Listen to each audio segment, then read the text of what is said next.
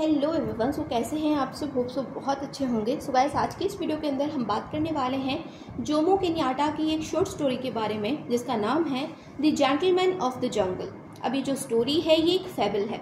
अब आपके दिमाग में आ रहा होगा कि फेबल का मतलब क्या होता है। तो फेबल एक टाइप की शॉर्ट स्टोरी होती है जहाँ पर मेन कैरेक्टर एनिमल होते हैं और स्टोरी के एंड में आपको एक मॉरल मिलता है और वो जो पूरी स्टोरी होती है वो काल्पनिक होती है, मिस्टीरियस होती है और बहुत सुपर नेचुरल चीज़ें वहाँ पर होती हैं। तो चलिए अब बात करते हैं कहानी की। तो कहानी की शुरुआत होती है एलिफेंट और एक इंसान की दोस्ती से। एलिफेंट और इंसान दोनों ही जो है जंगल में रहा करते थे। अब एक बार की बात है, जंगल में बहुत बड़ा तूफान आता है, बहुत ज़्यादा स्टॉर्म आता है और जो आदमी था, जो इंसान था, वो एक हट में रहा करता था, एक झोपड़ी में रहा करता था जो कि ज़्यादा बड़ी नहीं थी।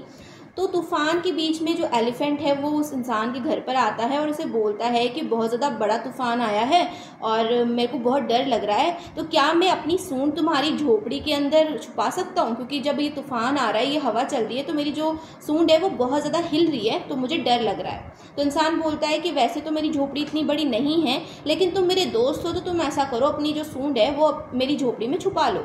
तो जो एलिफेंट है वो अपनी सूंड को उस झोपड़ी में छुपा लेता है। अब धीरे धीरे जो एलिफेंट है वो खिसकता खिसकता अपने पूरे सिर को जो है झोपड़ी के अंदर छुपा लेता है। अब जो इंसान है वो थोड़ा सा सिकुड़ करके सो जाता है। थोड़ी देर बाद में जो एलिफेंट है वो अपने पैरों को भी झोपड़ी के अंदर डाल देता है। अब क्या होता है, जो झोपड़ी है उसमें जगह की कमी हो जाती है और इंसान को गुस्सा आ जाता है, लेकिन वो कुछ नहीं कहता। फिर थोड़ी देर बाद में एलिफेंट क्या करता है, वो अपने पूरे शरीर को झोपड़ी के अंदर डाल देता है और इंसान को धक्का मार के बाहर निकाल देता है। तो इंसान को गुस्सा आ जाता है। अब इंसान बोलता है कि ये तुमने क्या किया, मैंने तो तुम्हें एज अ फ्रेंड अपनी झोपड़ी के अंदर रहने को बोला था, लेकिन तुम तो पूरे ही अंदर आ गए और तुमने मुझे धक्का देके बाहर निकाल दिया। तो एलिफेंट बोलता है तो क्या हुआ, मेरी तो जो स्किन है वो बहुत ज़्यादा सॉफ्ट है, तुम्हारी स्किन तो बहुत हार्ड है, तुम जो है इस तूफान में सर्वाइव कर सकते हो, तो तुम ऐसा करो, तुम बाहर सो जाओ और मैं जो है झोपड़ी के अंदर रह लेता हूँ। तो इंसान बोलता है कि ये तो गलत बात है, मैं ऐसा नहीं होने दूंगा और ये मेरी झोपड़ी है तो मैं क्यों बाहर निकलूं। तो जो एलिफेंट है वो कहता है कि ठीक है, फिर हम पंचायत बुला लेते हैं, हम लॉयन को बुला लेते हैं, वो जो है फैसला कर देंगे। तो ये जो दोनों ही हैं वो लड़ने लग जाते हैं। अब जो इंसान है वो जोर जोर से क्रम्बल करता है, मतलब कि वो जोर जोर से चिल्लाता है। अब उसकी आवाज़ को सुन करके जंगल के जितने बाकी के जानवर थे वो भी इकट्ठा हो जाते हैं। अब सारे जानवर जो है वहाँ पे इकट्ठा हुए थे, तो जो शेर है, जो लायन है, जो कि जंगल का किंग है, वो भी वहाँ पर आ जाता है और वो इन दोनों से बोलता है कि तुमने ये शोर क्यों मचाया हुआ है, तुम यहाँ पे क्रम्बल क्यों कर रहे हो, तुम्हारी वजह से जो मेरी जंगल की शांति है वो भंग हो रही है। तो जो इंसान है वो बोलता है कि देखिए सर, इसने ऐसे ऐसे किया मेरे साथ में और इसने मुझे झोपड़ी से बाहर निकाल दिया, जबकि वो झोपड़ी तो मेरी थी। तो लाइन बोलता है कि अगर ऐसी बात है तो हम जो है इसके बारे में बात करेंगे और कल जो है फैसला करेंगे। तो जो इंसान है वो बोलता है कि सर, आप तो सारे ही जानवर हो, मेरी साइड से तो यहाँ पे कोई भी नहीं है, मतलब मेरी कम्युनिटी से तो कोई भी नहीं है, कोई भी इंसान नहीं है, तो क्या मेरे हक में फैसला होगा, क्या मुझे इंसाफ मिलेगा? तो जो लायन है वो उसे पूरा ऐसे दिलाता है, वो बोलता है कि हाँ, तुम्हें फैसला हम जो भी करेंगे वो तुम्हारे हक में होगा, अगर तुम सही होगे तुम्हें जो है हम पूरा इंसाफ दिलाएंगे। तो ये क्या करते हैं, दूसरे दिन जो है जंगल में एक मीटिंग बुलाते हैं, कमेटी बुलाते हैं। तो उसमें सारे ही जो जानवर थे, सारे जो कमेटी मेंबर्स थे वो सारे इकट्ठा होते हैं, हॉनरेबल मिनिस्टर्स जो है इकट्ठा होते हैं। ये जो एलिफेंट था ये एक हॉनरेबल मिनिस्टर था उस मिनिस्ट्री का, और यहाँ पर और भी बहुत सारे जानवर इकट्ठा हुए थे कमेटी के, जैसे कि mister rhino, mister buffalo, mister alligator, mister right honourable, mister fox जो कि यहाँ के चेयरमैन थे इस कमेटी के, मिस्टर लेपर्ड जो कि यहाँ के सेक्रेटरी थे, जो कमेटी के सेक्रेटरी थे, और लाइन भी यहाँ पर आते हैं जो कि किंग थे। अब यहाँ पर वो जो है पहले बोलते हैं कि ठीक है, अब आप बताओ आपके साथ में क्या क्या हुआ है। तो सबसे पहले वो मौका देते हैं एलिफेंट को। वो एलिफेंट को बोलते हैं कि तुम बताओ क्या हुआ था। तो एलिफेंट बोलता है कि जैसे कि सर, आपको पता है कि कल जो है जंगल में बहुत भयंकर तूफान आया था, तो मैंने जो है इस आदमी की मदद करी थी। तो लाइन बोलते हैं कि तुमने कैसे मदद करी।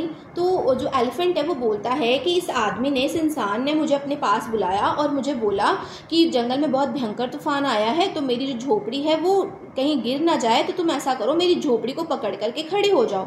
तो मैंने क्या किया, इसकी झोपड़ी में जो खाली स्पेस था जहाँ पर हवा घुस सकती थी, वहाँ पर मैं अंदर बैठ गया और मैं इसकी झोपड़ी को पकड़ के बैठ गया, और मेरी वजह से जो इसकी झोपड़ी है वो बच गई। लेकिन बाद में ये जो इंसान है ये मेरे ऊपर आरोप लगा रहा है कि मैंने इसकी झोपड़ी पे कब्जा कर लिया और इसे बाहर निकाल दिया। तो जो लाइन है वो बोलता है कि ये तो बहुत गलत बात है इंसान। फिर वो बोलता है कि हाँ इंसान भाई क्या ऐसे ही हुआ था? तो जो इंसान है वो बोलता है कि नहीं ऐसा कुछ नहीं हुआ था। तो जो कमेटी के मेंबर्स हैं वो सारे ही बोलते हैं कि तुम तो ये बताओ कि कल जब तूफान आया था तो क्या तुमने एलिफेंट को बुलाया था तुम्हारी झोपड़ी को पकड़ने के लिए? तो जो इंसान है वो बोलता है कि नहीं ऐसा नहीं हुआ था। तो यहाँ पर होता क्या है, कमेटी के जितने भी मेंबर्स हैं लाइन के साथ में ये जो है एक फैसला लेते हैं कि ये जो इंसान है वो झूठ बोल रहा है, इसने ऐसा जो कुछ भी बोला है वैसा कुछ भी नहीं हुआ था, एलिफेंट ने तो इसकी मदद करी थी, इसकी झोपड़ी को बचाया था, इसी वजह से झोपड़ी पर अब एलिफेंट का अधिकार है और फैसला एलिफेंट के पक्ष में लिया जाता है। अब यहाँ पर होता क्या है, जो इंसान है उसको गुस्सा तो आता है भाई कि उसके साथ में यहाँ पर अन्याय हुआ है, उसके साथ में गलत हुआ है। अब ये जो कहानी है ये 19वीं सेंचुरी की कहानी से कैसे रिलेट करती है, तो देखो उस टाइम पे क्या होता था, जो यूरोपियंस होते थे वो अफ्रीकन पे अत्याचार किया करते थे, उनकी लैंड को, उनकी ज़मीन को फुसकाया करते थे और इसी वजह से जो अफ्रीकन से वो बहुत ज़्यादा परेशान रहते थे। अब यहाँ पर जो अफ्रीकन है वो इस इंसान को दिखाया गया है और जो ये जानवर है जंगल के ये यूरोपियंस हैं जो कि क्या कर रहे हैं, ज़बरदस्ती एक अफ्रीकन यानी कि एक इंसान की झोपड़ी पे, उसकी ज़मीन पे कब्जा कर रहे हैं। अब बात करते हैं आगे की। तो इंसान को गुस्सा तो आया था लेकिन अब वो क्या ही कर सकता था, वो इस कम्युनिटी के खिलाफ कुछ बोल नहीं सकता था। तो वो क्या करता है, वो एक नई झोपड़ी बनाता है और वहाँ पे रहने लगता है। अब फिर से यही इंसिडेंट दोबारा होता है, दूसरा जानवर यानी कि जो मिस्टर राइनो है वो वहाँ पर आते हैं और वो भी जो है इंसान की जो झोपड़ी है उसके ऊपर कब्जा कर लेते हैं। वापस से कमीशन को, कमेटी को बुलाया जाता है, वापस से यही सारी चीज़ें दोहराई जाती हैं और फैसला जो है वो मिस्टर राइनो के हक में दिया जाता है।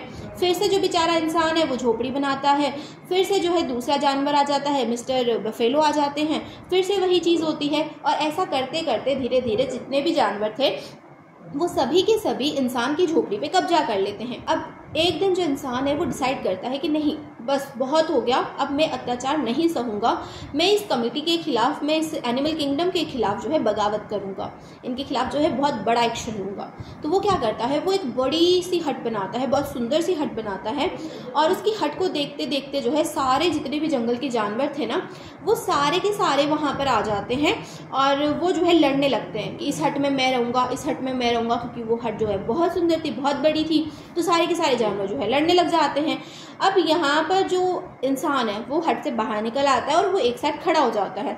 तो जितने भी जानवर थे वो एक एक करके ज़बरदस्ती हट के अंदर घुसने लगते हैं कि भाई इस हट में तो मैं ही रहूँगा, इस हट में तो मैं ही रहूँगा, और ऐसे करते करते सारे ही जो जानवर हैं वो हट के अंदर चले जाते हैं। तो इंसान को मौका मिल जाता है तो वो क्या करता है, छुपके से जो है हट में आग लगा देता है, झोपड़ी में आग लगा देता है और वहीं के वहीं सारे जो जानवर थे वो जल करके मर जाते हैं।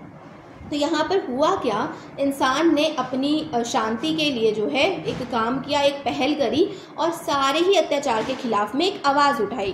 तो यहाँ पर जो जोमो केन्याटा है वो यही कहना चाहते हैं अफ्रीकन्स को कि भाई तुम आवाज़ उठाओ, ये जो यूरोपियंस तुम्हारे ऊपर अत्याचार कर रहे हैं इनके खिलाफ तुम आवाज़ उठाओ, तभी जा कर के जो है कुछ होगा, नहीं तो ये यूरोपियंस जो है वो कभी भी अपनी हरकतों से बाज नहीं आएंगे और हमेशा तुम्हारी ज़मीन को हड़पते रहेंगे। तो यहाँ पर आपकी ये जो कहानी है ये एंड होती है। एंड में जो इंसान है वो एक लाइन बोलता है जो कि आपको स्क्रीन के ऊपर दिख रही होगी। इसी के साथ ही कहानी खत्म हो जाती है। होप सो आपको मेरा एक्सप्लेनेशन समझ में आया होगा, ये वीडियो अच्छी लगी होगी।